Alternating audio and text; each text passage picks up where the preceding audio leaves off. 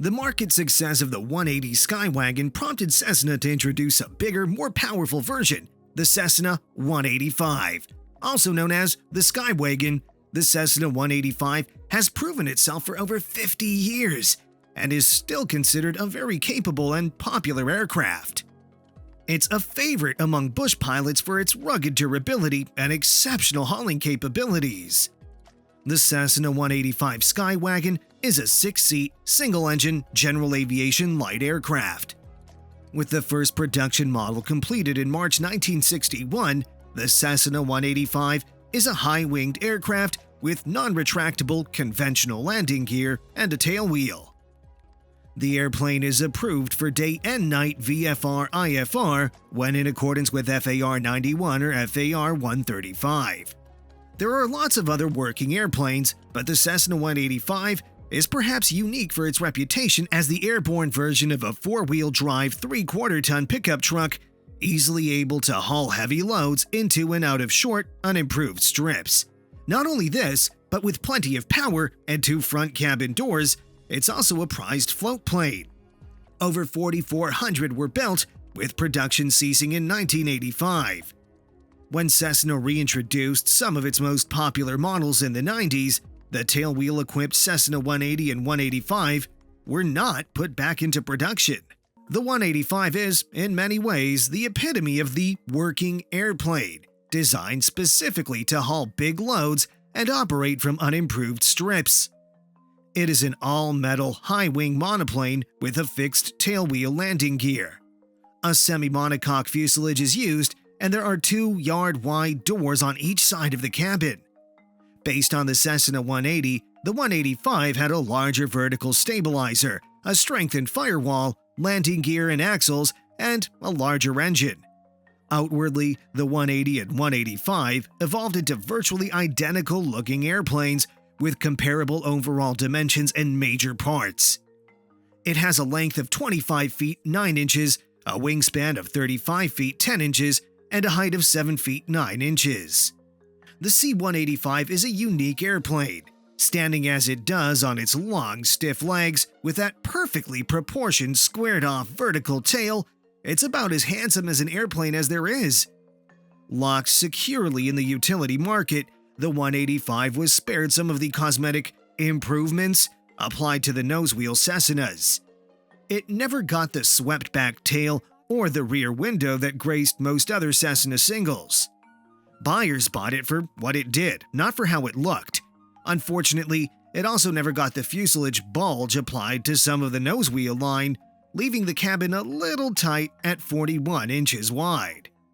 The Skywagon can also be fitted with floats or skis. Cessna interior photos show 6 seats, and the airplane was billed as a 6-seater. As is typical of such marketing claims, it's best described as a gross exaggeration. The third row seat is not fit for humans, at least not anyone over the age of about 6, and is limited to 120 pounds. Most owners don't bother and simply chuck the back seat, leaving a nice, spacious baggage area and 4 comfortable seats. An option on later 185s was a pair of articulating seats for the front row with adjustable height and reclining seat backs. The back on the rear seat was split, and it could also recline. As is typical of most Cessnas, head and legroom were quite good with a distinctly upright seating position. This is in contrast to the sports car stretch one finds in a Mooney. The cabin is a bit narrow at only 41 inches, but the front seat occupants can get around this to a degree by staggering the seats. It has a very wide loading CG range, and the extended baggage aft of the rear seat baggage area is nice.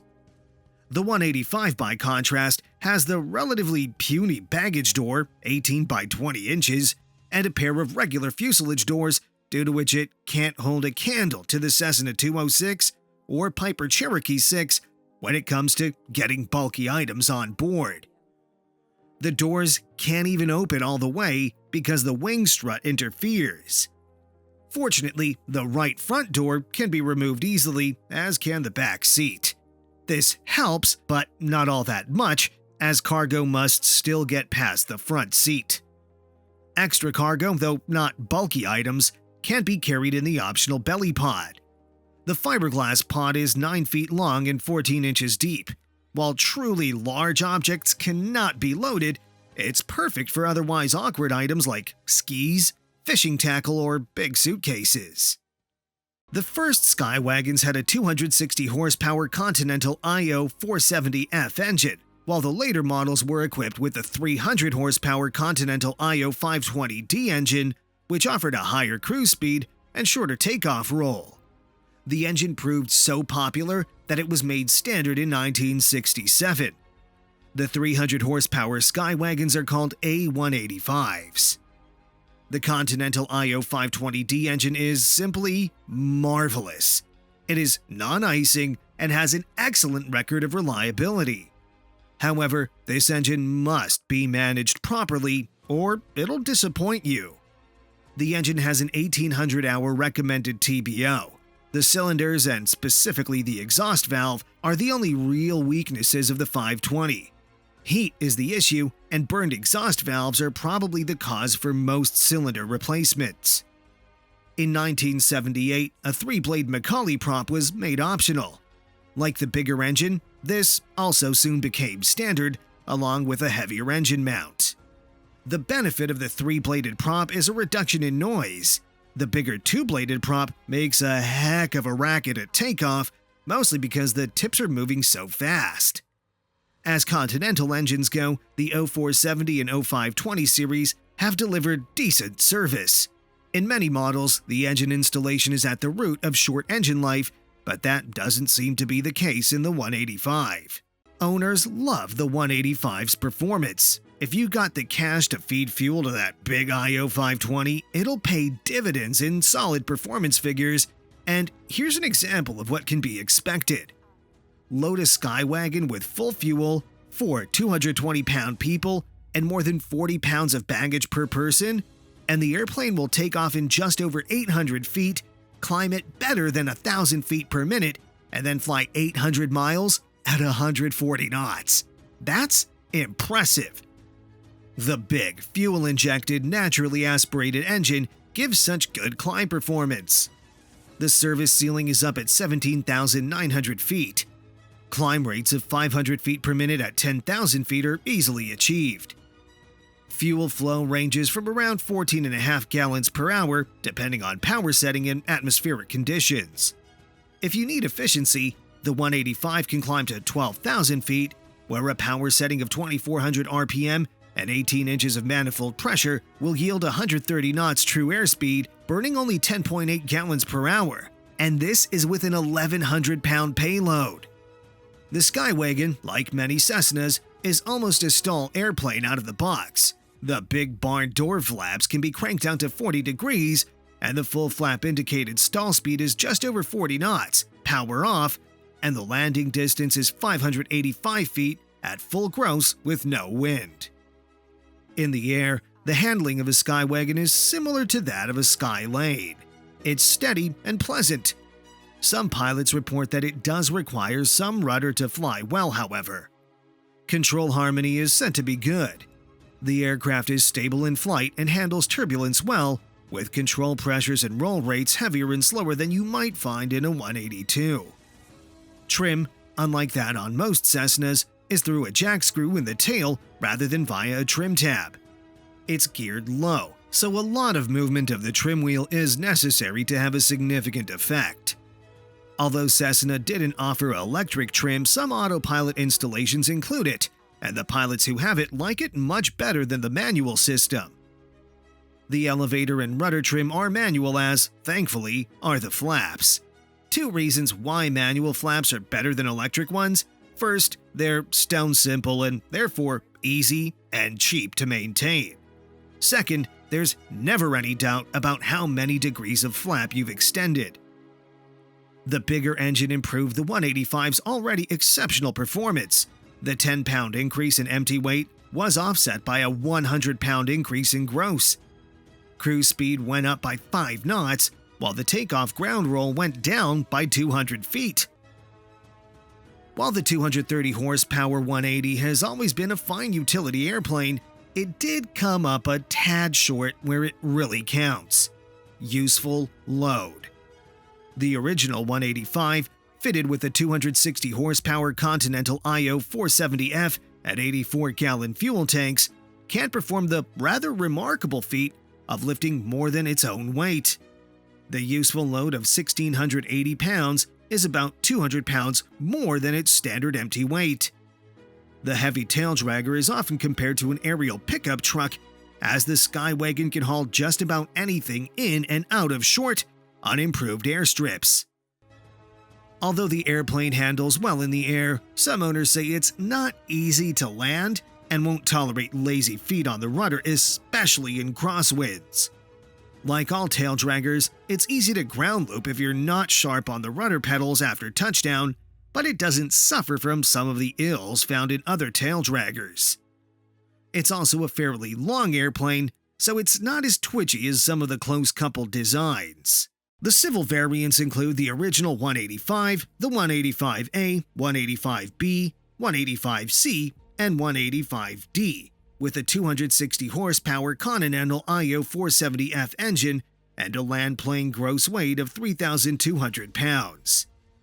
Next was the 185E Skywagon with a land-plane gross weight of 3,300 pounds. A 185E Skywagon with a 300 horsepower Continental IO 520D engine and a land-plane gross weight of 3,350 pounds was next, which was also an agricultural aircraft. 185F Skywagon was the last civilian variant. The military variants include the U-17A, which was the military version of the Cessna 185E and was powered by a 260 horsepower Continental IO 470F piston engine. Next was the U-17B, powered by a 300 horsepower Continental IO 520D piston engine. Last was the U-17C, a 4-seat light utility aircraft powered by a Continental IO 470L piston engine. There were some changes in the variants with time, as in 1967 was the addition of an aft baggage compartment, along with an optional stretcher door which made loading bulky objects easier. However, the changes weren't so dramatic. For example, in 1974, some interesting options were offered in the form of bubble side windows, more windows built into the doors, and skylights. 1976 saw an increase in flap extension speed from 96 to 120 knots, and the fuel selector was changed to left-right both arrangement. The same year saw a reduction in usable fuel from 81 to 74 gallons, which cut into the airplane's range significantly. 1979 models had a new wet wing fuel system with an 88-gallon capacity, of which 84 is usable. The older bladder-style tanks were optional. Today, you can expect to buy a mid-1970s A185F with just north of 5,500 hours for around $240,000. If you're looking for a later model with fewer hours, the price starts around $400,000, and when seriously tricked out with all the gadgets, $650,000 is close to the owner's expectation. The airplane is such a performer that it is highly doubtful if any other airplane quite matches its ability to lift its own weight, haul loads in and out of short, unimproved runways, cruise at around 130 knots, and provide a stable platform in IMC and gusty winds aloft. No newer planes will do what the Skywagon can do in terms of load hauling and taildragger ruggedness. This aerial pickup truck is still a favorite for those who need maximum load and backcountry performance. Cessna 185s are like the rural contractor's beloved Ford F-150 V8, rugged, powerful, and trusted. It's also a highly sought-after float plane. Keeping a 185 in the air is not all that hard or costly, as it's indicated that the 185 isn't a maintenance hog. Parts have not been difficult to come by, and nobody complained about cost. This is in contrast to beach, as everybody complains about parts costs. The 185 is a derivative airplane being based on the 180, which was, in turn, a bigger version of the 170. Therefore, Cessna had years to get the basic flaws worked out of the design, and by the time the late 70s came along, there wasn't much left to go wrong. The Skywagon is a typical Cessna single, so there are plenty of mechanics around qualified to examine one for pre-purchase and to maintain it afterwards. Moving to the cons, there are some individual spots to watch. Tailwheel shimmy can result from wear of the bolt, which holds the fork to the tailwheel spring. The doors and catches on the 185 are fragile, and passengers must not be allowed to slam them, as the costs are huge to repair. Once it breaks, some pilots resort to duct tape, but that's an unapproved temporary solution and won't pass inspection. The Cessna 185 remains a perfect machine for pilots looking for maximum load hauling, taildragger ruggedness, and stellar backcountry performance. Like most Cessna planes, the Skywagon has a reputation for being dependable, easy to maintain, and fun to fly. When equipped with floats, skis, or oversized wheels, the Skywagon can operate with ease on nearly any surface. To conclude, the Cessna 185 Skywagon has no bad habits. It has proven itself for over 50 years and will continue to be restored, repaired as required, and flown for another half-century. If you like our videos, please smash the like and subscribe button. You can also join us by clicking on the link next to the subscribe button. Thanks for watching.